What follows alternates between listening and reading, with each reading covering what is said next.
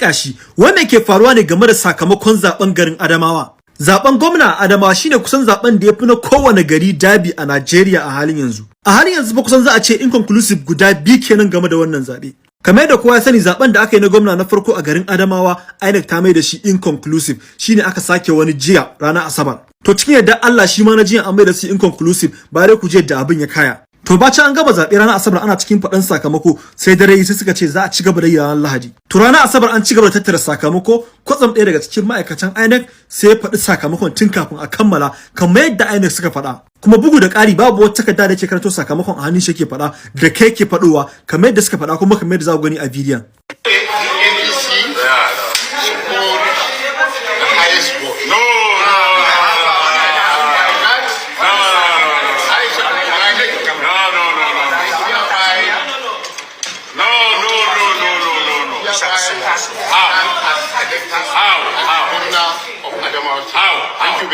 Bacin ya gama faɗa ya kama hanya zai fita kawai wani ya fusgo shi ana shirin kai masa hari. To fitarsa ke da wuya internet ta ɗauka cewa Aisha Bilani ta ci har ita ma ta fito da bayani take godiya. Kwatsam sai maga hukumar iNEC saboda wannan saba dokar da yi sun ce sun mai suspending abin baki ɗaya. To kula da waɗannan hotunan guda biyu dukkan su waɗannan ma'aikatan iNEC ɗin ne. Wannan shine wanda ya faɗi sakamakon iNEC. To ganin da cewa suna kama wannan kuma sunansa Professor Zuru.